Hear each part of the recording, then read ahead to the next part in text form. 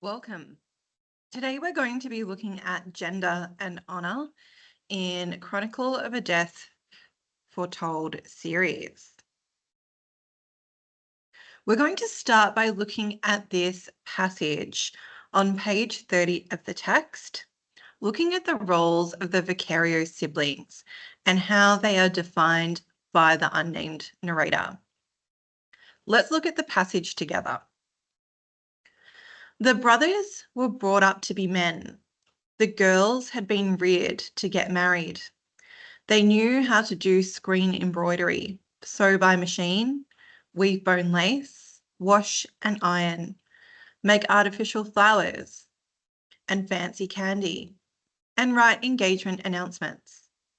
Unlike the girls of the time who had neglected the cult of death, the four were past mistresses in the ancient science of sitting up with the ill, comforting the dying, and enshrouding the dead. The only thing my mother reproached them for was the custom of combing their hair before sleeping. Girls, she would tell them, don't comb their hair at night. You'll slow down the seafarers.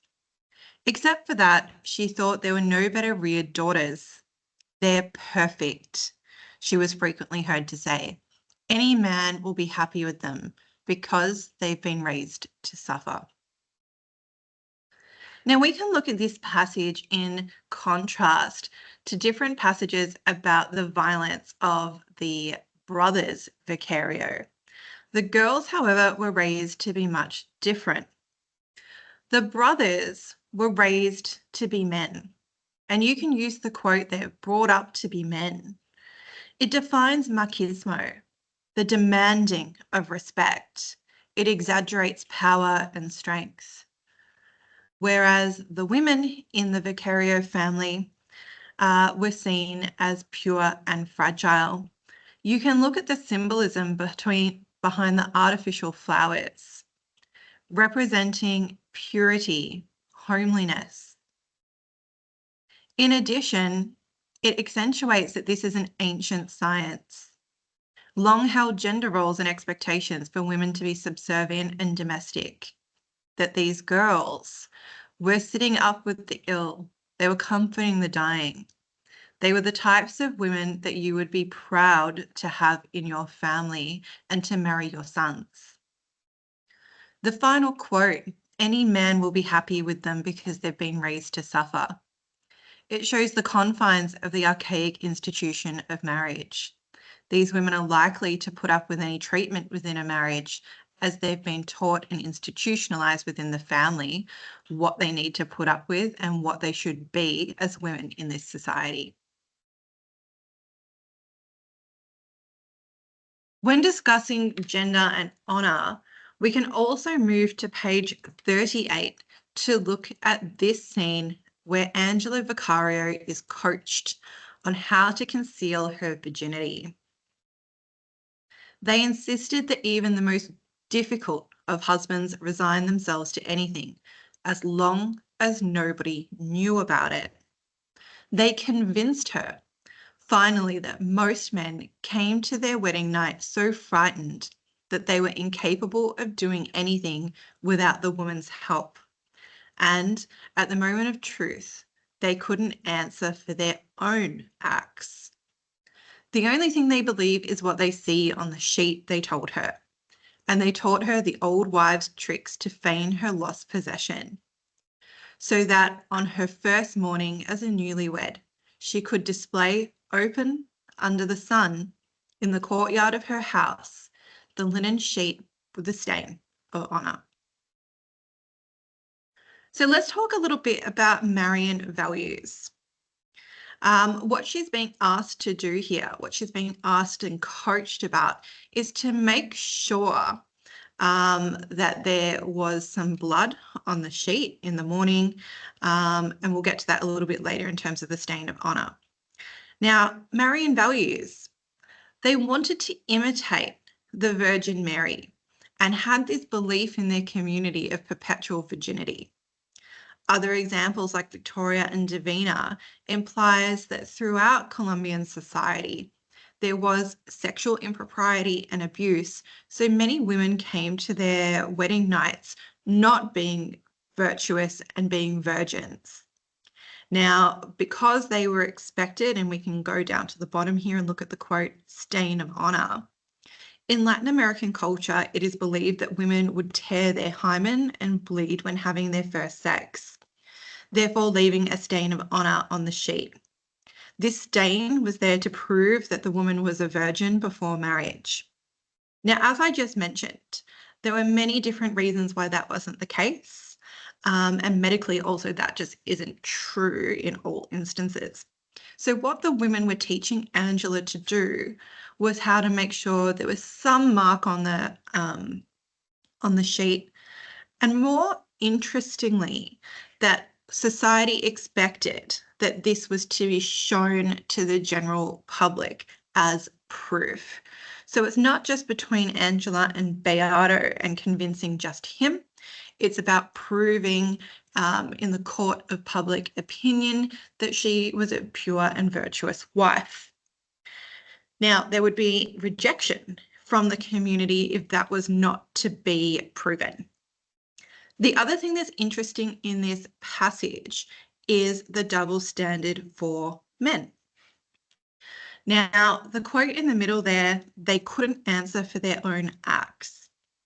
We know that there are several men in the text who were visitors to Maria Alejandra Cervantes. So going to the local brothel, even though they were unmarried and engaging in premarital sex with a prostitute. This highlights the social hypocrisy around sex in Colombian society, which was purely defined by those gender roles and expectations.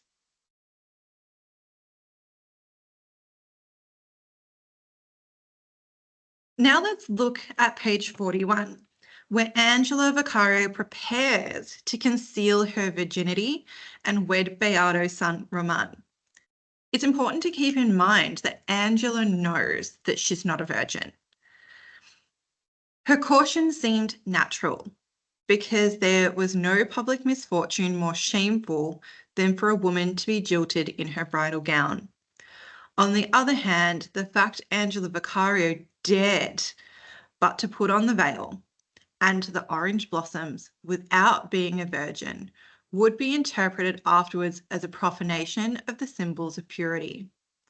My mother was the only one who appreciated it as an act of courage. The fact that she played her marked cards until the final consequence, because God understood such things.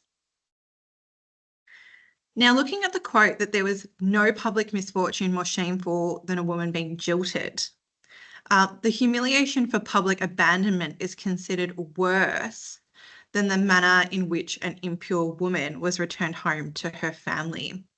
So Angela didn't really have a better choice than to continue to go through with the marriage and I suppose try to see how that panned out, because to call off the engagement or to have Beato leave her would have been socially humiliating. Then we have the symbols of the veil and the orange blossoms. These are considered symbols of purity, and some people in the town would have considered them defiled by Angela, being a non-virgin who still put on the veil and the blossoms, pretending to be something that she wasn't. What's really interesting about this passage is how the narrator's mother defines this differently. As a woman in this society, she calls it an act of courage, that she didn't play those marked cards until the very end. Now, there are strict religious values and very limiting social expectations around marriage, virginity, and all of this prevents Angela from taking any other course of action. We know the judgment of the community and her family is worse than the judgment of God. But on top of that, other women, like the narrator's mother, understands this because she has probably gone through it herself. They feel the weight of the double expectation and as such see it as courageous that she continues to try to live her life despite all of the pressures from society. A real sense of empathy is created between the women.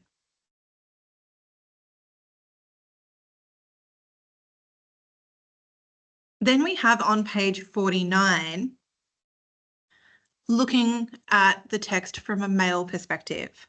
We have both Pedro and Pablo Vicario, who claim, based on honor, that they are innocent, despite the fact they admit murdering Santiago Nassar. They laid their knives with clean blades on Father Amador's desk. Both were exhausted from the barbarous work of death, and their clothes and arms were soaked, and their faces smeared with sweat and still living blood.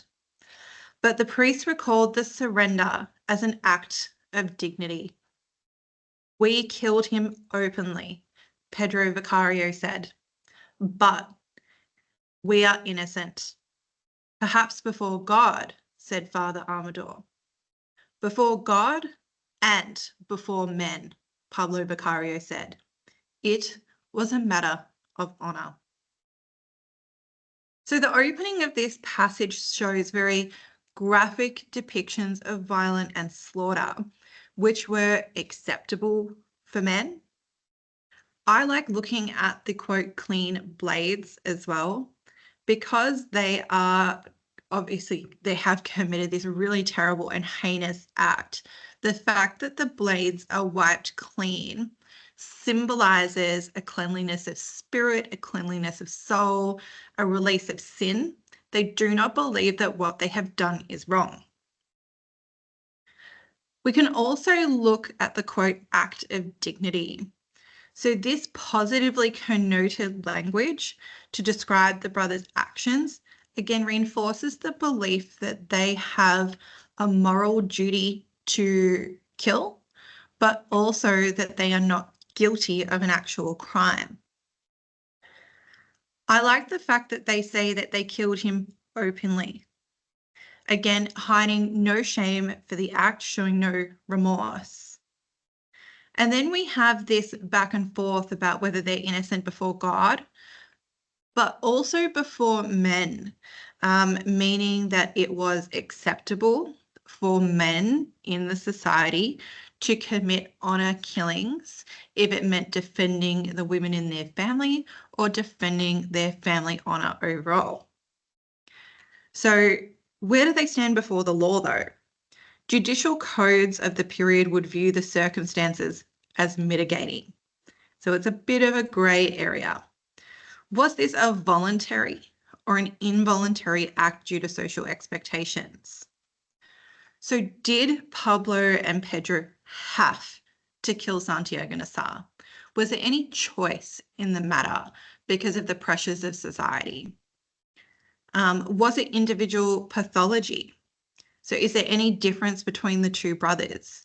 Was there any element of free choice, or is there an element of them being vicious and murderous?